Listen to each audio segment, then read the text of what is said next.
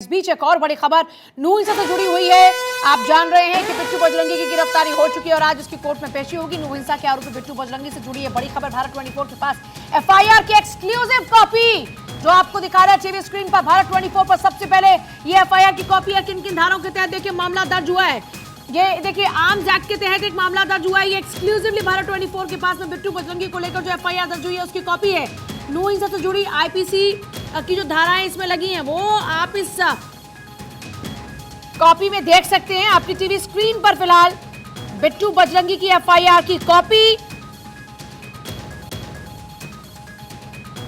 नूंह हिंसा के आरोपी बिट्टू बजरंगी से जुड़ी है बड़ी खबर इस वक्त आपको बता रहे हैं।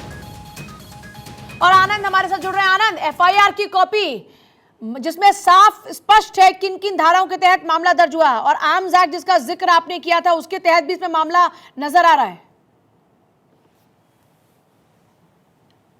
जी बिल्कुल, अगर बात करें इस तहरीर की तो आप देखेंगे इस तहरीर में जो दर्ज एफआईआर है जो कि हम लोग दिखा रहे हैं वो एक्चुअली एक एडिशनल एसपी यानी एक गेस्टेड रैंक के अधिकारी जो कि उषा नाम है उन्होंने तहरीर दी थी जिसके बाद इसके एफआईआर दर्ज की गई है। दरअसल ये मामला तब का है जब मंदिर के पास पथराव और गोलीबाजी शुरू हो गई थी। जब इस घटना के कुछ देर बाद ही बिट्टू बजरंगी अपने कुछ कार्यकर्ताओं के साथ जब वहां पहुंच रहा था तो उसी दौरान पुलिसकर्मी भी आई जिसमें खुद एडिशनल एसपी उषा थी और वो वहां मौके पर जाना चाह रही थी। तो उसी दौरान जब सामने से उनको कुछ लोग आते हुए दिखे, उनके हाथों में तलवारें, आर्म्स से लेकर तमाम वो धारदार त्रिशूल चीजें थी जो किसी प्रकार की हानि कर सकती थी। जब एएसपी उषा ने इनको देखा तो इनको समझाने बुझाने की कोशिश की तो लेकिन बिट्टू बजरंगी और उसके समर्थक इस बात को लेकर उसी के सरकार के खिलाफ बैठ गए, पुलिस के खिलाफ उन्हीं की गाड़ी के आगे बैठ गए। तभी उस दौरान सामने से एसआई आ रहे थे तो उन्होंने उनको समझाया बुझाया लेकिन बिट्टू बजरंगी उसके बाद भी तमाम अधिकारियों से मानने से मना कर दिया। और उसके बाद जो कि एडिशनल एसपी ने उनकी आर्म्स से लेकर तलवार से लेकर त्रिशूल अपनी गाड़ी के बैक में रख लिया था तो उसको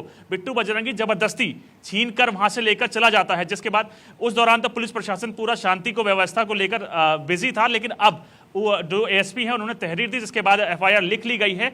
और अब इस मामले में आप देखें तो कई गंभीर आईपीसी की धाराएं लगाई गई हैं जिसमें से सरकारी काम में बाधा डालना, सरकारी अधिकारी को धमकाने से लेकर आर्म्स एक्ट। तो पुलिस इस मामले को लेकर अब 2 बिट्टू बजरंगी पे एफआईआर दर्ज हो गई है जिसको लेकर अभी कुछ देर बाद लगभग 1 से 1.5 बजे के लगभग कोर्ट में पेश किया जाएगा जहां उससे पुलिस आगे की रिमांड मांगने की कोशिश करेगी कोर्ट से क्योंकि वो अपनी दलीलें देगी कि उनको आगे कई अभी जांच करनी है। उनको पता करना है कि ये हथियार कहां से आए, कौन वो लोग थे जिन्होंने इनको हथियार प्रोवाइड किए। तो ऐसे लेके कई ऐसी चीजें हैं जिसको पुलिस प्रशासन अभी जांच पड़ताल के दायरे में रखा है। हथियार इनके पास से बरामद हुए हैं जिसको लेकर आगे की पूछताछ चलने वाली है। आनंद, आपके पास वापस लौटेंगे।